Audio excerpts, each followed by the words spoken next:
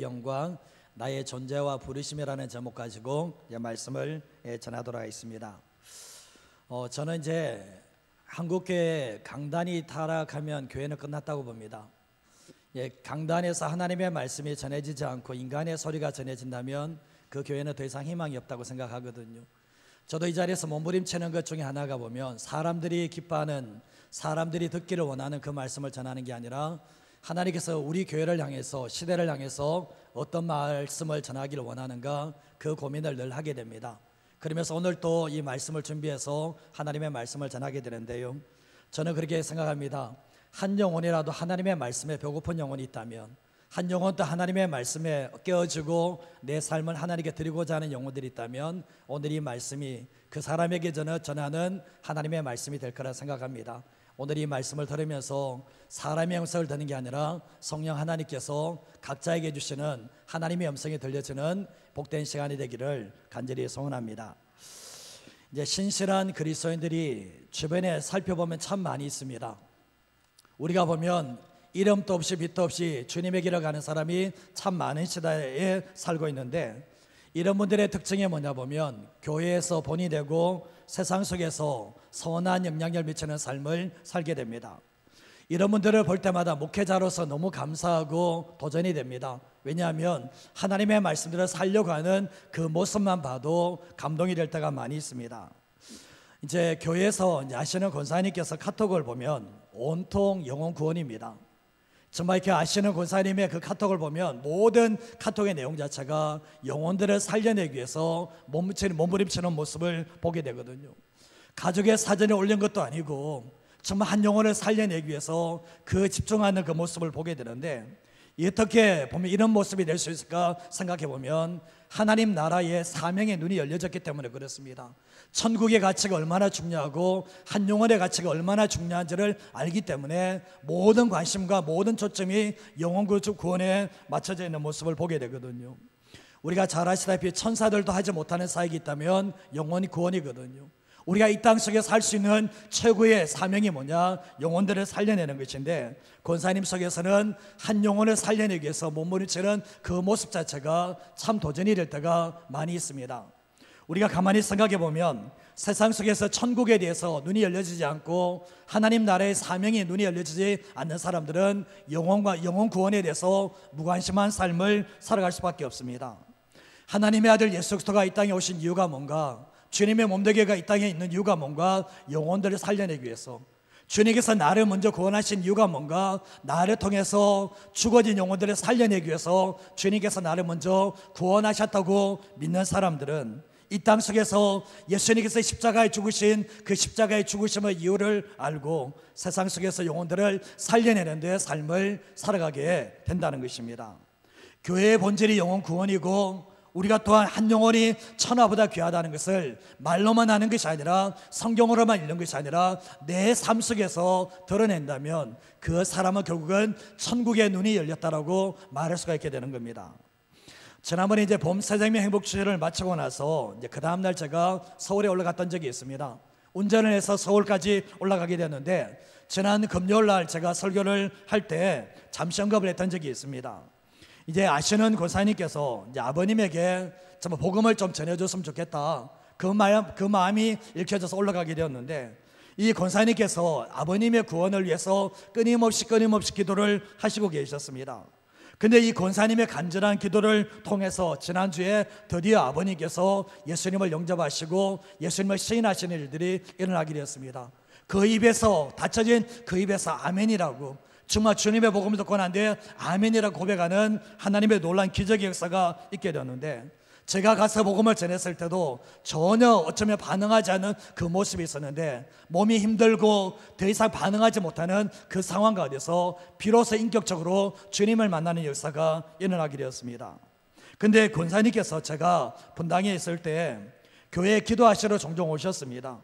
그때 권사님께서 기도하시면서 주님의 선명한 음성을 듣게 되었는데, 그 음성이 뭐냐 보면 아버지 말년을 복되게 해주겠다, 아버지 말년을 복되게 해주겠다, 이 음성을 듣게 되었는데, 그게 뭐겠습니까? 아버지의 말년이 복되게 되는 것이 뭐냐 보면 아버지의 영혼이 결국은 하나님의 자녀가 되고 예수님을 영접하는 것에 대해서 분명한 확신을 가지게 되면서 계속해서 기도를 하게 되었는데, 아버님께서 돌아가실 때가 되었음에도 불구하고 여전히 닫혀진 마음을 보면서 안타까워하면서 하나님 내게 이런 말씀을 하지 않으셨냐고, 아버님 말전을 복되게 해주시겠다라고 말씀하셨는데 언제입니까? 얘기하면서 따지면서 기도를 하게 되었는데, 하나님께서는 그 약속하신 그대로 들으시고 응답하신 신실하신 하나님이시라는 것을 드러내시게 되었습니다. 근데 그거 뭡니까? 이제는 이 권사님께서 아버님이 돌아가셔도 여한이 없다라는 거예요. 분명히 하나님께서 아버지 말년을 복되게 하시겠다라고 말씀하셨고, 아버지 영혼이 구원받은 것 그 하나만으로도 충분히 감사하다라고 얘기를 하시더라고요. 이 아버님께서 천국에 가시면, 얼마 전에 돌아가셔서 천국 가시면 딸의 고마움을 잊지 못하실 겁니다. 딸이 아버님의 구원을 위해서 얼마나 기도했는지, 간절하게 지속적으로 끊임없이 기도한 그 결과가 뭐냐 보면 하나님께서 영혼을 살려주시는 하나님의 역사가 있게 되었던 거예요. 권사님께서 얼마나 영혼이 중요한지, 한 생명이 얼마나 중요한지를 알기 때문에 끊임없이 기도한 결과가 바로 이러한 열매로 맺어진다는 것을 우리에게 좋은 교훈으로 남겨주게 된다는 거예요. 저는 목회를 하면서 늘 이런 생각을 합니다. 시작보다는 끝이 좋아야 된다. 시작보다는 끝이 좋아야 된다. 항상 이 생각들을 늘 하고 있거든요. 정말 내 인생의 마지막 순간이, 목회를 마지막 하는 순간이 최고의 정점에서 목회를 마쳐야 된다, 이 생각들을 하게 되는데, 저 또한 부족하기 때문에, 연약하기 때문에 때때로 자신이 없어질 때가 있습니다. 그럼에도 불구하고 몸부림칠 수밖에 없는 것이 나의 첫 부르심보다는 마지막 순간이 최고의 정점에서 마쳐야 된다, 이 생각들을 늘 잊지 않고 하게 되고, 날마다 두렵고 떨림으로 구원을 이루어가며 날마다 두렵고 떨림으로 하나님의 사역을 감당해야 된다는 그 부담감이 제게는 있습니다. 나를 부르신 그곳, 정말 나를 있게 하신 그곳에서 신실하게 진실하게 거룩하게 살아내야 되고 목해야 된다는 그 부담감을 가지고 사역을 하게 되는데, 비록 하나님께서 내게 5달란트 주지 않고 2달란트 주지 않고 1달란트를 내게 주셨다 할지라도 이 1달란트에 감사하면서 최선 다해서 사역해야 되겠다는 그 마음을 항상 잊어버리지 않습니다. 우리가 성경 말씀에 솔로몬이 지난주에 봤지만 시작이 너무 좋았습니다. 시작이 너무나 화려했습니다. 그러나 그 인생 자체가 말년이 결국은 좋지 않았다는 것을 알게 되잖아요. 너무나 화려하게 시작했지만 끝이 좋지 않음으로 말미암아 솔로몬 때에 솔로몬이 죽고 난 뒤에 나라가 2조각 나는 일들이 일어나게 되었습니다. 왜 그랬습니까? 결국 뭡니까? 첫 마음을 잃어버렸기 때문에, 첫사랑을 잃어버렸기 때문에 결국은 가면 갈수록 신앙이 더 좋아지지 않는 모습을 보게 된다는 거예요. 오늘 우리가 성경 말씀에 다윗은 그렇지 않잖아요. 다윗은 첫 시작이 좋지 않았습니다. 솔로몬의 아버지 다윗은 첫 시작은 미약하고 첫 시작은 아무것도 없는 보잘것없는 인생이었지만 하나님을 만나고 난 뒤에 마지막 끝자락에서는 신앙의 정점을 찍는 이런 모습을 보게 되는 거예요. 우리는 삶을 살아갈 때 나는 어떤 모습으로 살 건가? 내 시작은 참 좋았지만 끝은 가면 갈수록 흐려지는 삶을 살 것인가? 아니면 시작은 보잘것없었지만 마지막 정점은 최고의 정점으로 설 것인가는 누가 결정하는가? 하나님이 결정하는 것이 아니라 내가 선택하고 내가 결정한다는 것을 잊어버리지 마시고 살아가셔야 됩니다. 오늘 1절 말씀에 보면 우시야 왕이 죽던 해에 내가 본 적이라고 얘기하고 있습니다. 우시야 왕이 죽던 해에 내가 본 적, 주께서 높이 들린 보좌를 보게 되는 모습을 보게 되는데, 이 우시야가 누군가? 왕입니다. 그러나 우시야의 시작도 나름대로 괜찮은 인생을 살게 되는데, 역대하 26장 3절에서 5절 말씀에 보면 우시야가 왕위에 오를 때 몇 살입니까? 16살이고 몇 세 동안 다스리게 됩니까? 52년 동안 다스리게 됩니다. 근데 마지막 부분에는 왕을 다스리는 게 아니라 그냥 병상에 누워있는 그 상태로 있었게 되었습니다. 근데 그의 어머니도 있고 예루살렘이라고 사람이라고 말씀하고 있는데, 정말 4절 말씀에 보면 우시야가 그의 아버지 아마샤의 모든 행위대로 여호와 보시기에 정직하게 행했다라고 말씀을 합니다. 그리고 또한 뒤에 말씀에 보면 선지자 스가랴가 사는 동안에 하나님을 찾았고 그가 여호와를 찾을 동안에는 하나님이 형통하게 하셨다라고 말씀을 합니다. 시작이 너무 좋았어요. 시작이 하나님을 찾았고 주변에 하나님을 섬기도록 도와준 스가랴 선지자도 있었고 날마다 하나님을 찾아보러 말미암아 승승장구하는 삶을 살게 되었던 겁니다. 근데 16절 말씀을 같이 한번 읽어보도록 하겠습니다. 그가 강성하여짐에 그가 마음이 교만하여 악을 행하여 그의 하나님 여호와께 범죄하되 곧 여호와의 성전에 들어가서 향단에 분향하려 한지라. 잘 되는 게 문제예요.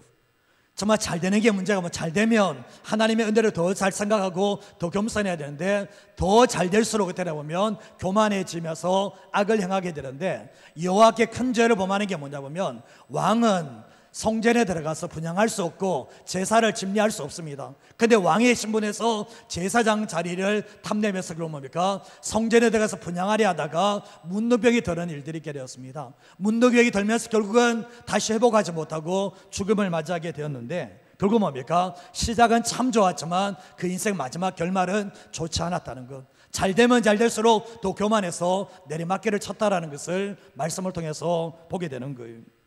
우리가 첫 마음을 지켜나가는 게 쉽지 않습니다. 내가 처음 받았던 그 사랑, 첫 마음을 지키지 않고 끝까지 가는 것이 참 쉽지 않다는 것을 알게 되는데 우리가 끝이 좋으려면 항상 나이다 된 것은 하나님의 은혜라는 것을 잊어버리지 마시고 겸손하게 삶을 살아갈 때 그 끝을 잘 맺을 수 있다는 것을 기억하셔야 됩니다.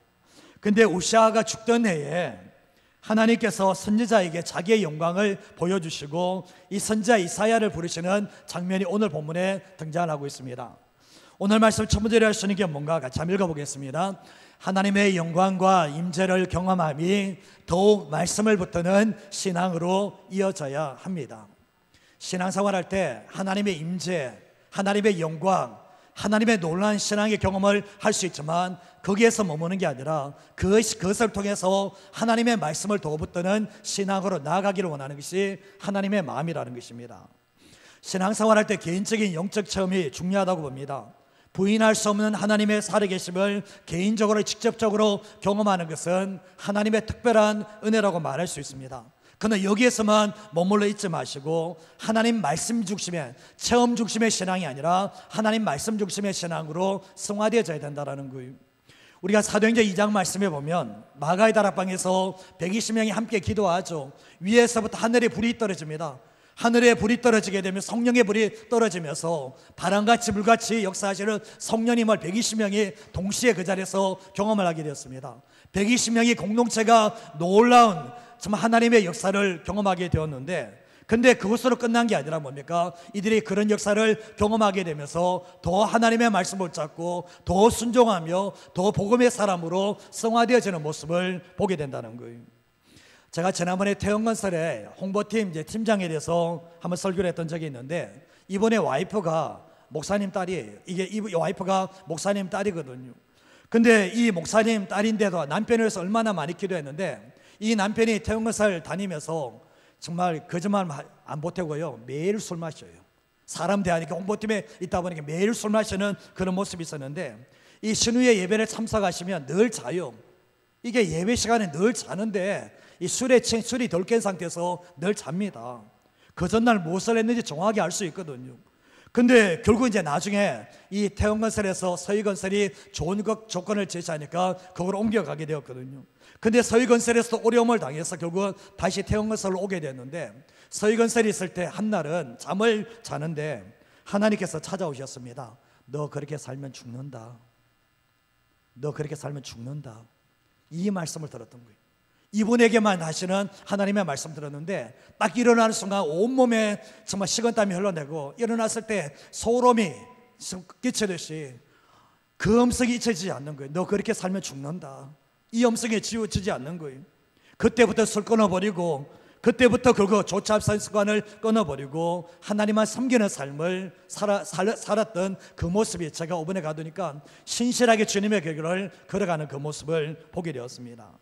이런 영적 경험이 중요한 게 뭐냐 보면 내가 어쩌면 잘못된 길을 가고 신앙이 내리막길 때 이런 놀라운 영적 경험을 통해서 한 단계 뛰어오를 수 있는 하나님을 부인하지 못하는 신앙으로 거듭날 수 있는 역사가 하나님을 경험할 때 일어나는 특징이라는 겁니다. 오늘 이사야 6장 1절에서 3절 말씀에도 보면 우시아 왕이 죽던 해에 내가 본즉 주께서 높이 들린 보좌에 앉으셨는데 그의 옷자락은 성전에 가득하고 2절 말씀에 서랍들 천사들이 6날개를 가지고 있는데 둘로는 얼굴을 가리고 둘로는 발을 가리고 둘로는 나는 모습을 보게 됩니다. 그러면서 이 천사들이 소리를 불러서 외치는 게 뭐냐 보면 거룩하다 거룩하다 거룩하다 만군의 여호와여 그의 영광이 온 땅에 충만하도다 하는 그 음성을 듣게 됩니다. 다른 사람은 못 들었어요. 그러나 선지자 이사야는 선명하게 이 음성을 듣게 되는데, 이거는 뭡니까? 주관적인 경험이라고 말할 수가 있는 겁니다. 그러면 이 선지자가 실제적으로 눈으로 이 광경을 본 것인가, 육신의 눈으로 본 것인가? 그게 아닙니다. 그러면 또한 선지자가 이것을 머리로 상상하며 주관적인 내적 체험인가? 그것도 아닙니다. 이거는 선명하게 부인할 수 없는 영적 경험이었다는 것을 알게 되는 거예요. 근데 여기서 중요한 게 뭐냐 보면 어떻게 보았냐보다는 정말 무엇을 봤냐가 더 중요한 거예요. 어떤 과정이 중요한 게 아니라 무엇을 봤냐가 더 중요한데, 다른 사람은 몰라도 이사야는 하나님의 보좌와 서랍들의 모습들과 하나님의 음성을 세밀하게 듣는 역사가 있게 되는데, 그 개인적인 체험을 지금 성경에 기록해 놨다라는 거예요. 이런 경험들은 모든 사람들이 다 할 수 있는 것은 아니라는 것을 알게 돼요. 근데 4절 말씀에 보면 이같이 화답하는 자의 소리로 말미암아 문지방에 터가 요동하며 성전에 뭐가 가득합니까? 연기가 가득한 모습을 보게 됐던 거예요. 이 연기 또한 눈으로 볼 수 있는, 우리가 생각하는 연기가 아니라 하나님의 임재의 상징의 연기가 충만하게 채워지는 놀라운 역사를 목도하게 됩니다.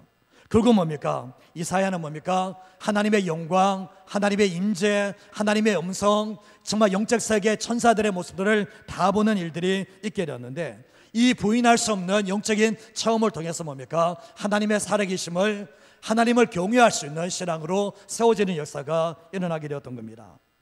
그런데 이사야는 이런 영적인 체험으로 끝난 게 아니라 이 영적인 체험을 통해서 더 하나님의 말씀을 알게 되고 더 하나님의 말씀을 붙잡게 되고 하나님의 말씀에 순종하는 삶으로 나아가는 그 모습이 바로 뒷장에 계속해서 이어지고 있다는 것입니다.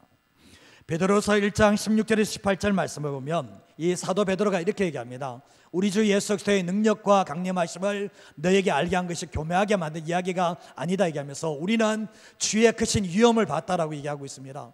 그러면서 지극히 큰 영광 중에서 소리가 났는데 이는 내 사랑하는 아들이요 내 기뻐하는 자라 하실 때에 그가 예수님께서 하나님 아버지께 존귀와 영광을 받으셨다라고 말씀을 하면서 이 소리는 우리가 그와 함께 거룩한 산 변화산상에 있을 때 하늘로부터 난 것을 들었다라고 말씀을 하고 있는 거예요.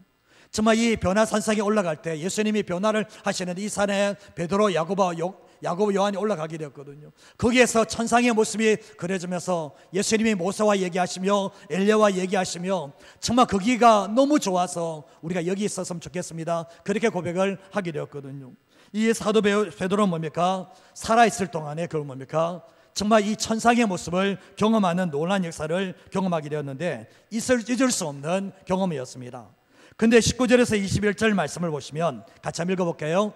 또 우리에게는 더 확실한 예언이 있어 어두운 데를 비추는 등불과 같으니 날이 새어 샛별이 너희 마음에 떠오르기까지 너희가 이것을 주의하는 것이 옳으니라. 먼저 알 것은 성경의 모든 예언은 사사로이 풀 것이 아니니 예언은 언제든지 사람의 뜻으로 낸 것이 아니요 오직 성령의 감동을 받은 사람들이 하나님께 받아 말한 것임이라. 아멘. 여기서 더 확실한 예언이 있다는 거예요. 우리가 이런 영적인 체험들은 모두 하는 게 아니에요. 예, 정말 하나님의 은혜 가운데서 정말 몇몇 사람이 경험하는 것이 모든 사람이 경험하는 거 아니거든요. 근데 이런 영적인 경험보다 더 확실한 예언이 뭐냐? 하나님의 말씀이라는 거예요. 하나님의 말씀이라는 거죠. 우리는 잘 아시다시피 체험 붙잡고 신앙하십니까? 시간은 그렇게 할 수 없어요. 체험은 늘 경험하는 거 아니라는 거예요. 특별한 때 특별한 은혜를 주셔서 체험을 하지만 이 체험의 신앙이 어디의 신앙으로 이어져야 되는가? 하나님의 말씀의 신앙으로 이어지지 않으면 안 된다는 것을 알게 되는 거예요. 영적 체험을 자랑하는 신앙에서 정말 하나님의 말씀 중심의 신앙으로 승화되어야 된다. 더 확실한 예언이 바로 하나님의 말씀이라는 것을 얘기하고 있는 거예요. 베드로전서 1장 23절에서 25절 말씀에도 보면 너희가 거듭난 것은 살아있고 항상 있는 하나님의 말씀으로 되었다. 영적인 체험을 통해서 거듭나는 게 아니라 살아있고 항상 있는 하나님의 말씀으로 거듭났다라고 얘기를 하고 있죠. 그러면서 뭡니까? 정말 모든 영광은 풀의 꽃과 같으니 풀은 마르고 꽃은 떨어지지만 뭐만 남는가? 주의 말씀만, 내가 너에게 전한 복음만 남는다는 것을 우리에게 말씀하고 있는 거예요.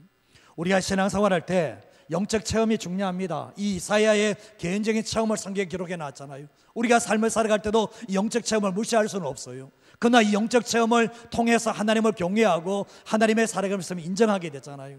그러나 여기에서 끝나는 게 아니라 뭡니까? 늘 체험을 가지고 살아가는 게 아니라 이 체험 신앙이 있다면 하나님 말씀의 중심의 신앙을 가지고 하나님의 말씀만이 영원하다는 것을 기억하시면서 영적 체험을 쫓아가는 게 아니라 하나님의 말씀을 쫓아가고 주의 복음을 쫓아가는 그 신앙의 경감이 있어야 된다는 것을 말씀하고 있는 거예요. 오늘 이 마지막 시대에 영적 체험을 쫓아가는 사람들이 많습니다. 왜 이단에 가면 왜 넘어가는지 아십니까? 말씀이 없으니까, 복음이 뭔지를 모르니까 이단에 넘어갈 때가 많이 있거든요. 저는 신앙생활 할 때 열심은 있지만 말씀이 없는 사람이 정말 위험하거든요. 그래서 신앙생활 할 때 우리는 영적인 체험을 하는 것은 너무나 중요하지만 이 영적인 체험이 전부가 아니라 결국은 하나님의 말씀이 더 확실한 얘기고 하나님의 말씀의 중심의 신앙으로 승화되어지는 저와 여러분의 삶이 되시기를 주님의 이름으로 축복합니다. 그래서 결국은 하나님의 말씀만이 남는다는 것을 기억하시면서 살아가는 성도들이 되시기를 바랍니다. 두 번째로 할 수 있는 게 뭔가 같이 한번 읽어보겠습니다. 하나님의 영광 앞에서 내 자신이 얼마나 추한 죄인인지를 발견해야 합니다. 우리가 거울 앞에 서면 자신의 모습을 알게 되잖아요. 얼굴에 뭐가 묻었는지, 내 옷에 뭐가 묻었는지 거울 앞에 서면 알게 되잖아요. 우리가 하나님 앞에 서면 내 자신이 얼마나 죄인인지를 알게 됩니다. 저도 그랬습니다. 구원받아서 목회기를 가고 있지만 하나님 앞에 서게 되면 내가 얼마나 심한 죄인이고 얼마나 더럽고 추한 죄인인지를 날마다 발견합니다. 그러면서 하나님의 은혜가 얼마나 큰지를 발견하게 되거든요. 우리가 가만히 생각해 보면 하나님 앞에서 자신의 죄인됨을 자각하지 못한다면 자각하는 것이 구원의 첫 출발인데, 만약 하나님 앞에서 자신의 죄인됨을 자각하지 못한다는 것은 결국 뭡니까? 아직 복음을 통해서 구원에 이르지 못했다라는 거예요. 내 자신에 대해서 아직 선한 것이 있고 내가 뭔가 괜찮은 것이 있고 이런 사람들은 아직까지 십자가의 복음, 부활의 복음이 뭔지를 모르기 때문에 그런 거예요. 사실은 우리가 잘 아시다시피 죄는 뭡니까? 하나님의 주인 되심을 인정하지 않고, 죄는 예수님의 구원자 되심을 믿지 않고 받아들이지 않는 게 죄잖아요. 근데 가만히 생각해 보면 이 죄를 통해서 결국 뭡니까? 내가 내 인생의 주인 된 삶, 하나님을 주인으로 모시는 삶이 아니라 내 마음대로 내 뜻대로 삶을 살아가는 그런 은밀한 곳에서 죄를 짓고 생각과 마음으로 행동으로 모든 죄를 짓는 삶의 그 첫 출발이 뭐냐 보면 결국은 이 죄를 자각하지 못하는 데서 있다는 것을 알게 돼요. 이제 회심은 지정의에서 나타나는 지적인 부분, 감정적인 부분, 의적인 부분에서 일어나는데, 이 세계적인 복음주의 신학자 알리스터 맥거러스가 했던 말이 뭔지 알면, 회심은 단순히 감정만의 문제가 아니다. 회심은 갑자기 눈물이 났다 이런 것을 가지고 회심을 이야기하는 게 아니고, 회심에 따른 증거가 뭐냐? 세계관, 사고방식, 지성의 근본적인 변화가 있어야지 회심의 역사가 있다 이거거든요. 내가 예수님을 믿었다, 내가 회심했다, 그러면 복음의 진리를 정확하게 알아야 돼요.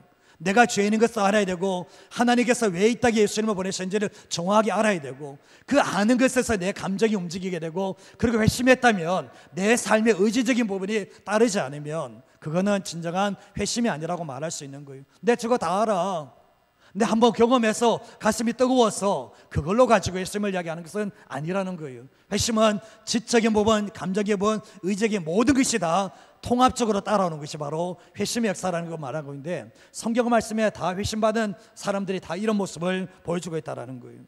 눈물을 한번 흘린 것을 가지고, 가슴이 한번 뜨거운 가지고 회심했다라고 말할 수는 없다라는 것을 기억하셔야 돼요.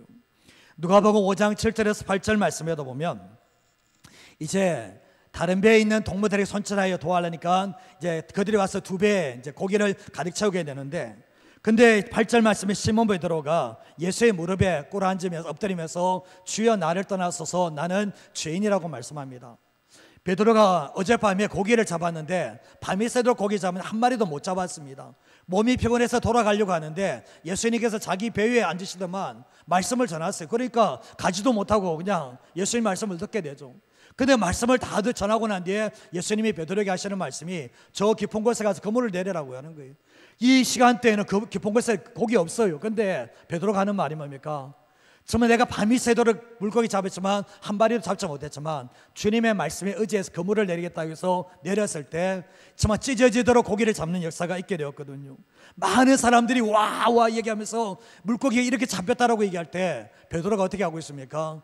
예수의 무릎 앞에서 엎드립니다. 그러면서 하는 말이 뭡니까? 주님, 나를 떠나세요. 내가 죄인입니다. 정말 이런 기적 앞에서 베드로는 뭡니까? 자신의 죄인됨을, 정말 예수님 앞에서 내가 얼마나 심각한 죄인인지를 깨닫는 역사가 있게 되었던 거예요. 오늘 이사야 6장 5절 말씀해 보시면, 그때 내가 말하되 화로다 나여 망하게 되었도다. 나는 입술이 부정한 사람이요 나는 입술이 부정한 백성 중에 거주하면서 만군의 여호와신 왕을 배웠다라고 말씀하고 있거든요. 정말 하나님의 영광, 하나님의 보좌, 하나님의 임재를 경험했을 때 나오는 첫 반응이 뭡니까? 화로다 내가 망하게 되었다는 거예요.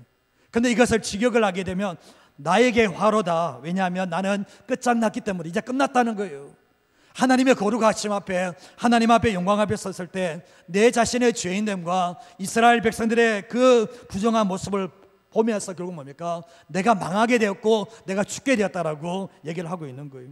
그러면서 결국 뭡니까? 이 선지자 이사야는 뒷부분에 나오죠. 우리의 의는 더러운 옷과 같다. 하나님 앞에 서게 되면 나는 의로운 것이 하나도 없다라고 고백할 수밖에 없는 것이 인간의 실상이라는 것을 말씀하고 있는 거예요. 그러면서 뭐라고 합니까? 나는 입술이 부정한 사람이다.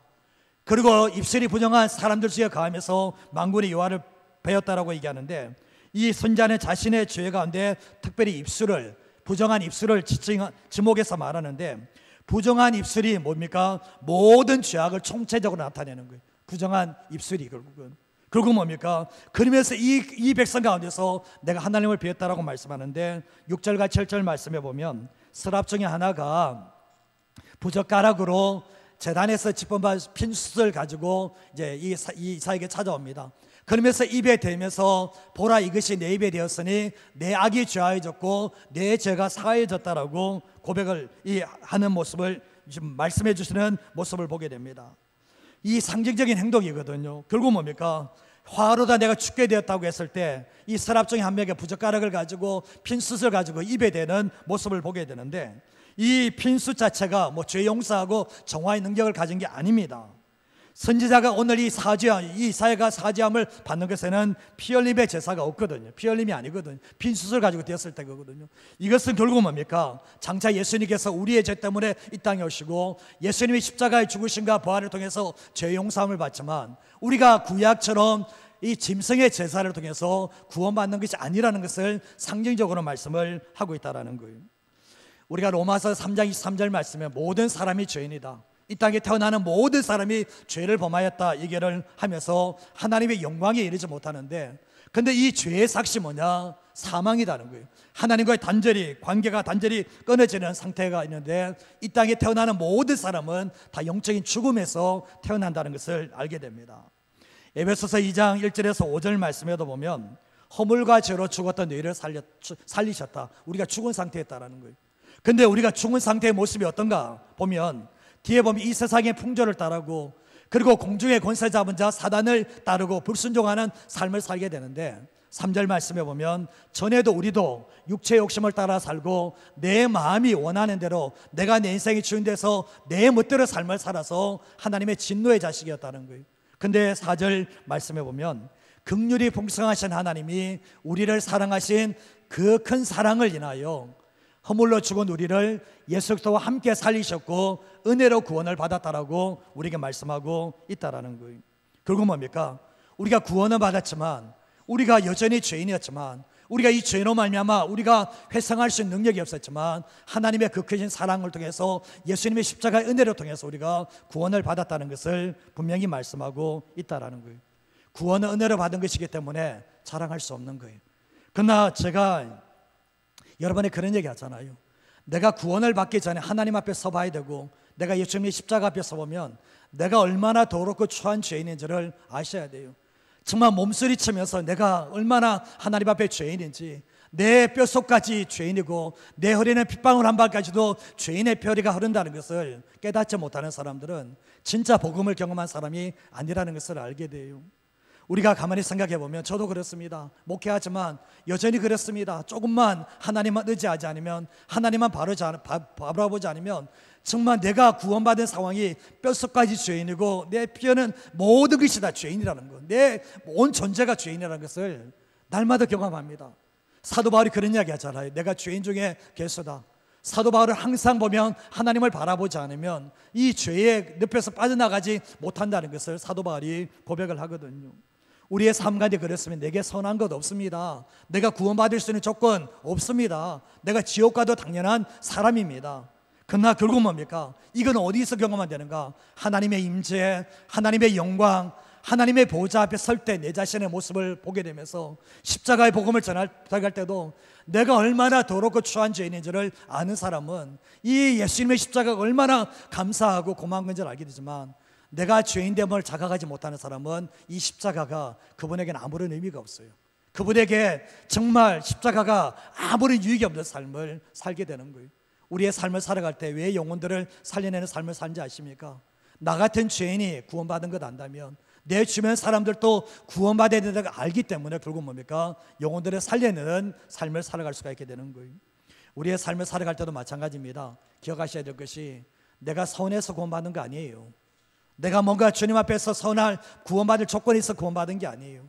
저와 여러분들이 오늘 이 이사야가 하나님 앞에 섰을 때, 임재 앞에 섰을 때 화로다 내가 망하게 됐다고 했던 것처럼 그렇습니다. 우리가 망할 존재였습니다. 그러나 하나님의 은혜 가운데서 구원받았다면 내가 얼마나 심각한 죄인이고 얼마나 더럽고 추한 죄인이고 하나님의 은혜가 없으면 구원받지 못할 죄인이라는 것을 정말 아는 사람들이 십자가의 은혜를 찬양하게 되고 하나님의 그 사랑을 노래하며 살아갈 수 있다는 것을 잊어버리지 마시고 살아갔으면 합니다. 문제는 뭐냐? 한국교회 안에 이게 지금 사라지고 있어요.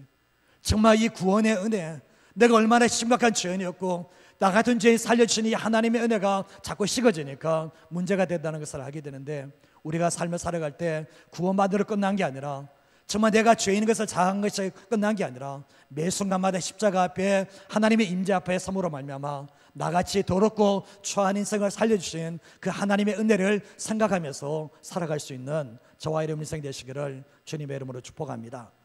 마지막 한 가지 말씀을 드리면 같이 한번 읽어보겠습니다. 신앙은 시선과 초점이 나의 나라에서 하나님 나라로 승화되어져야 합니다. 신앙은 시선과 초점이 나에서 하나님에게로, 나의 나라에서 하나님 나라에 옮겨지는 것이 바로 신앙이라는 것을 기억하셔야 됩니다. 제가 신학대학원 준비할 때 서울 온누리교회에서 준비를 했습니다. 서울 온누리교회에서 하나님의 말씀을, 성경을 가르치기 때문에 거기 온누리교회에서 1년 동안 말씀을 배우게 됐는데, 신학대학원에서 미래를 준비하는 목회자들에게 말씀을 가르치면서 하나님의 부르심에 대한 확신이 더 깊어지게 되었습니다. 그때 거기에 있던 모든 사람들이 일어나서 함께 불렀던 곡이 주님 내가 여기 있사오니 나를 보내소서. 주님 우리가 부족합니다. 감당할 수 있는 능력도 없습니다. 그러나 주님께서 부르시면 가겠습니다는 마음으로 거기서 찬양을 불렀던 적이 있거든요. 그때 고백이 저를 여기까지 인 거예요. 그때 두 손 들으면서 주님 내가 여기 있습니다, 나를 써달라고 두 손 들고 기도했는데, 이전에는 어떻게든지 피해가려고 했습니다. 어떻게든 이 길 안 가려고. 우리 어머님이 서운기도 했지만 이 길 안 가려고, 정말 이 길만은 안 가려고 표현했지만 결국은 거부할 수 없는 부르심에 두 손 들고 오게 되었거든요. 제가 부목사 시절 때 안성 사랑교회 수양관에서 교경협 수련회가 있었습니다. 교회를 갱신하는 목회자 모임인데 거기 있었는데, 거기에서 이제 어느 목사님이 설교를 이제 전하시게 됐는데, 제가 이 본당에도 들어가지 못하고 이 카페 이 로비 카페에서 이제 그 TV를 통해서 설교를 듣고 있었습니다. 근데 성령님이 임하셨는데 정말 주변에 아무도 없는 것처럼 느껴지는 거예요. 설교를 다 마치고 난 뒤에 두 손 들고 찬양합니다. 그 찬양하는데 혼자 일어나서 찬양을 불렀습니다. 정말 한량없이 그 하나님의 은혜, 나 주님만을 섬기니 내 생명 주님께 드립니다, 이 찬양 부르는데 정말 한량없으신 그 하나님의 은혜를 경험했던 적이 있습니다. 우리가 신앙생활할 때 여러분에게도 감동 주는 찬양이 있지만 저에게도 이런 감동이 있는 찬양이 있었습니다. 우리가 신앙생활이라는 게 뭡니까? 나의 나라에서 하나님의 나라로 가는 여정입니다. 신앙생활은 나의 나라에서 하나님의 나라로.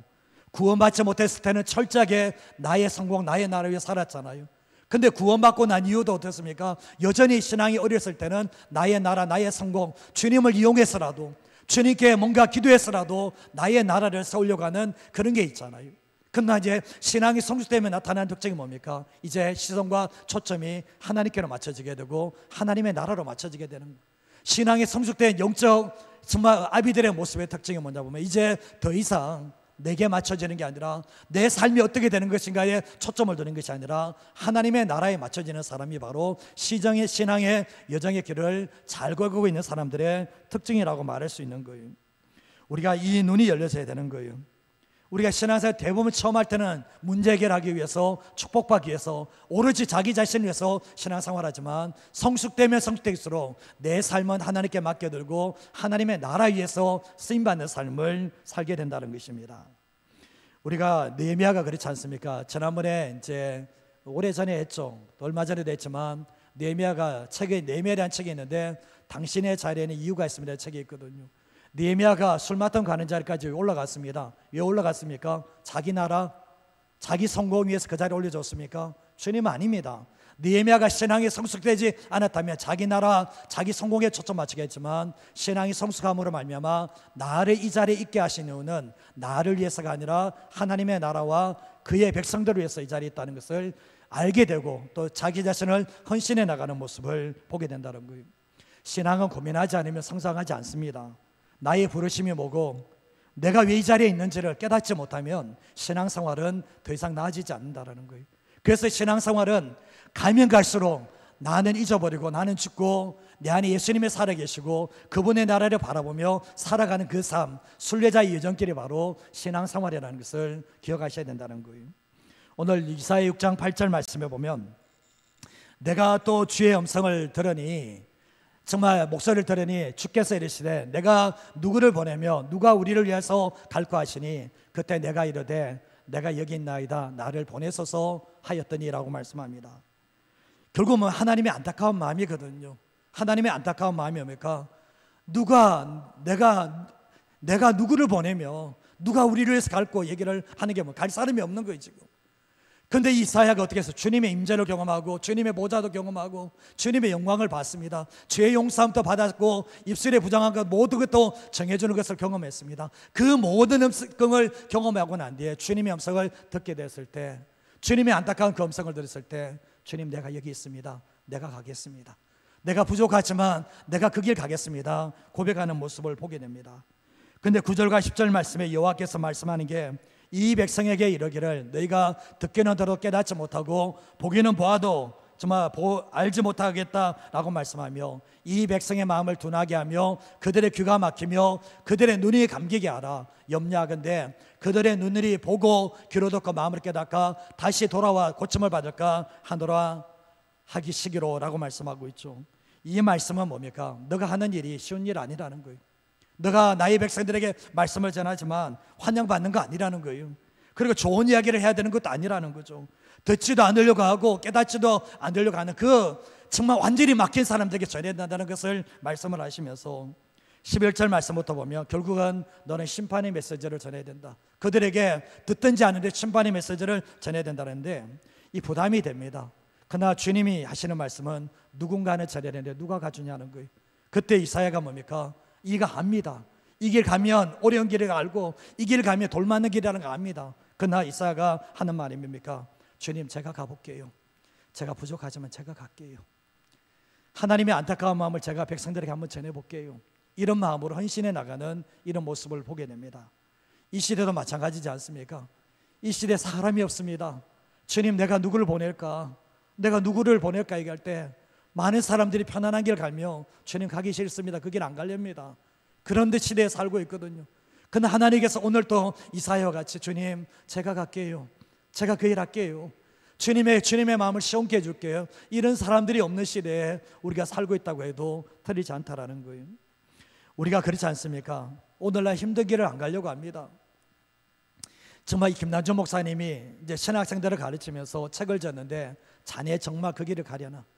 자네 정말 그 길을 가냐는 거예요. 목회길 갈 때 보면 쉬운 길이라고 생각하고 이게 영광의 길이라고 들어가는데 그게 아니라는 얘기예요. 정말 그 길 자체는 정말 너무나 힘든 길에 그 길 가겠냐고 얘기를 하는 거거든요. 우리의 삶을 되돌아보시면 시대가 영적으로 좋았던 적이 얼마나 됩니까? 근데 우리가 잘 아시다시피 한 번뿐인 인생 두 번 다시 돌아오지 않습니다. 우리가 어떤 삶을 살다가 하나님 앞에 설 것인가 고민하시고 결단하셔야 되는데, 우리가 되돌아보면 살아내기 위해서 몸부림치는, 주님 나를 서달라고 몸부림쳐도 시원찮을 판에 우리가 살고 있다는 것을 알게 되는데, 주님은 날 위해서 목숨을 내놓으셨습니다. 주님 나 살려내려고 목숨 내놓으셨다면, 그렇다면 주님이 하시는 말씀은 너는 내게 무엇으로 보답할래? 너는 내게 무엇으로 보답할래? 우리가 그렇게 질문을 받으시는데, 신앙은 단계를 넘어서야 됩니다. 우리의 신앙이 늘 어린아이처럼 자기 자신에게 초점 두고 자신에게 시선을 두고 그런 게 아니라, 우리가 주님의 은혜를 경험했다면, 하나님의 은혜를 경험했다면 주님께 시선을 두고 초점을 두는 삶을 살아가는 그 사람에게 결국은 하나님의 사명을 맡긴다는 것을 우리에게 말씀하고 있는 거예요. 신앙은 결국은 나에게서, 나의 나라에서 하나님과 그분의 나라로 옮겨지는 것이 신앙이어야 된다는 것을 우리가 말씀하고 있다는 거죠. 우리가 사랑에 빠지면 모든 것 다 잃어버립니다. 오늘이 이 사회가 그렇지 않습니까? 하나님의 임재, 하나님의 영광 다 경험하죠. 그리고 죄 용서함의 그 은혜를 경험하죠. 하나님의 사랑이 물밀듯이 들어오는 것을 경험하게 돼요. 자기를 잊어버립니다. 그러면서 주님께 하는 말이 뭡니까? 주님 나라도 쓰실만 하면, 나라도 쓰실만 하면 나를 써달라고 요청하는 모습을 보게 됩니다. 어떤 사람들은 하나님의 부르심이 있으면 미꾸라지처럼 이렇게 저렇게 피해가는 사람들이 있습니다. 이래서 안 되고 저래서 안 되고, 주님께서 그렇게 피해가는 사람들이 있거든요. 그게 지혜로운 것 같지만 그게 하나님 앞에서 얼마나 미련한 삶을 살았는지를 깨닫는 일이 있게 되거든요. 우리가 성경 말씀의 달란트 비유를 보시면 알겠지만, 5달란트 2달란트 받는 사람은 주신 달란트를 생각하면서 최선 다해서 있는 곳에 최선 다해서 일을 합니다. 그러나 1달란트 받은 종은 뭡니까? 그 받는 종을 묻어놓게 됩니다. 근데 주인이 찾아오게 되잖아요. 주인이 뭐라고 했습니까? 뭐라도 좀 하지, 뭐라도 좀 하지. 너 아무것도 안 했냐? 뭐라도 좀 하지.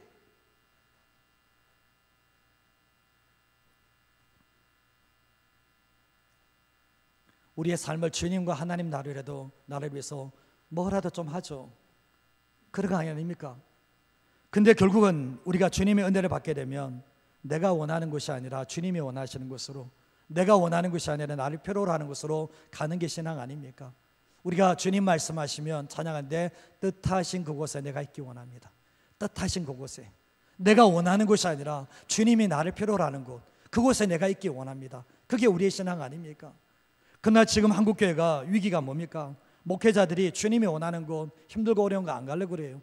정말 화려한 곳 가려고 하고 성공된 걸로 가려고 합니다. 부산에는 목회자들도 안 내려와요.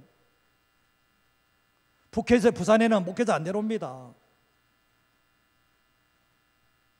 그만큼 심각해졌어요. 목회길 가려고 하는 애들도 없지만 부산에 목회자 안 내려옵니다.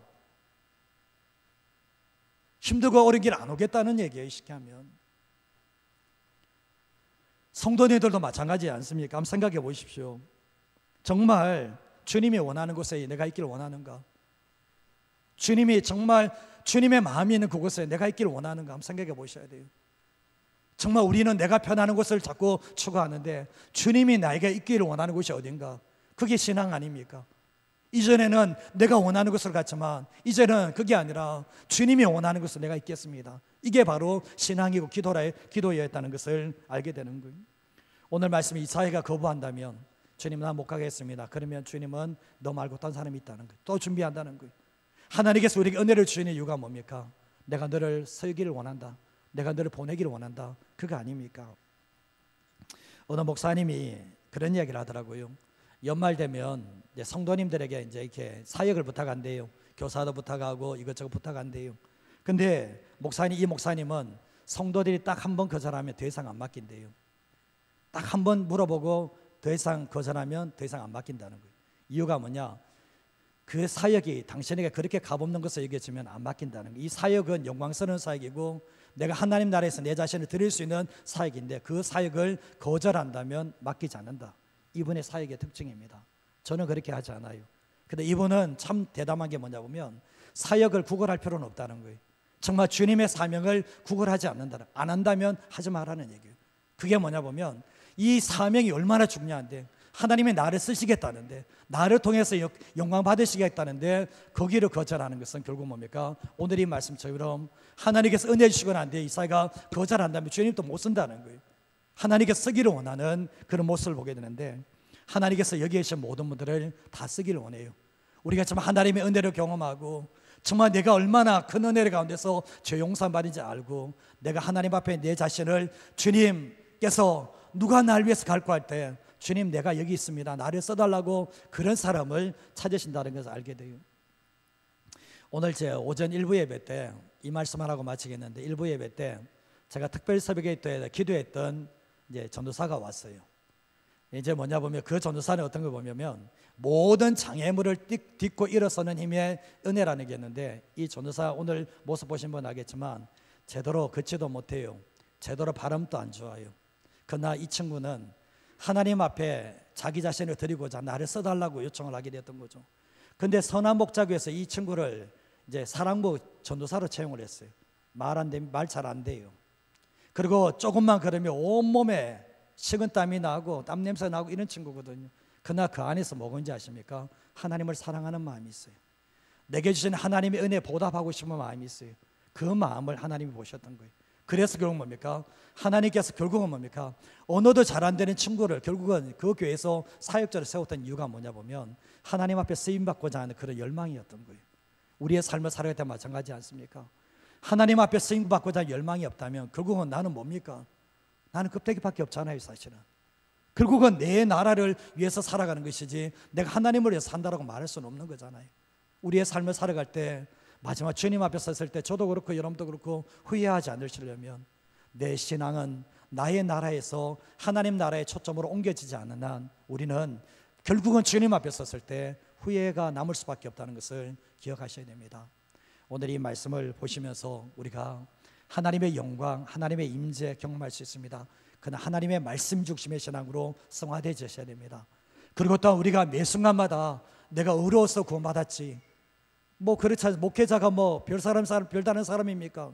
저는 목회자들 흠모하지 않습니다. 솔직하게 선교사님도 똑같고요. 흠모하지 않습니다. 똑같습니다. 그냥 부르심의 차이일 뿐이에요. 동일하게 들어가 보면 뼛속까지 죄인입니다. 더 이상 더이하도 없어요. 사실은 그냥 부르심이 이걸 뿐이에요. 사실은 조금 더 은혜 주셔서 여기 있는 것 뿐이에요. 사실은 여러분의 삶 가운데도 마찬가지입니다. 내가 얼마나 죄인인지를 알고 하나님의 은혜가 얼마나 큰지를 날마다 기억하시고 하나님의 나를 쓰고자 할 때 거절하지 마시고 주님 부족합니다. 주님 내 모습 알잖아요. 그러나 주님 내가 내 자신 한번 드려보겠습니다. 나를 통해서 정말 하나님의 나라를 세워주기 위해서 기도하며 나갈 때 그 사람을 통해서 하나님께서 은혜 주시고 하나님의 나라를 세워가신다는 것을 잊어버리지 않고 살아가는 저와 여러분 인생 되시기를 주님의 이름으로 축복드립니다.